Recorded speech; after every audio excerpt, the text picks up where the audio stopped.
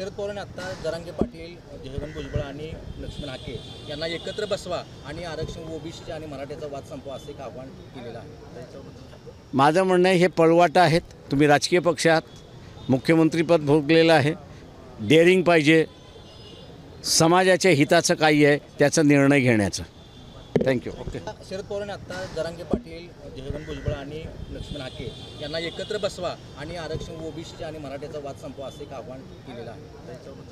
माझं म्हणणं आहे हे पळवाट आहेत। तुम्ही राजकीय पक्ष आहात, मुख्यमंत्रीपद भोगलेलं आहे, डेअरिंग पाहिजे, समाजाच्या हिताचं काही आहे त्याचा निर्णय घेण्याचं। थँक्यू। ओके। शरद पवारांनी आता जरांगे पाटील, जयवंत भुजबळ आणि लक्ष्मण हाके यांना एकत्र बसवा आणि आरक्षण ओबीसी आणि मराठ्याचा वाद संपवा असे एक आव्हान केलेलं आहे। माझं म्हणणं आहे हे पळवाट आहेत। तुम्ही राजकीय पक्ष आहात, मुख्यमंत्रीपद भोगलेलं आहे, डेअरिंग पाहिजे, समाजाच्या हिताचं काही आहे त्याचा निर्णय घेण्याचं। थँक्यू। ओके। शरद पवारांनी आता जरांगे पाटील, जयवंत भुजबळ आणि लक्ष्मण हाके यांना एकत्र बसवा आणि आरक्षण ओबीसी आणि मराठ्याचा वाद संपवा असे एक आव्हान केलेलं आहे।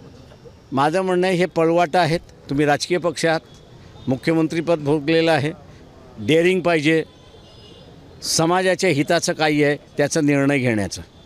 थँक्यू। ओके।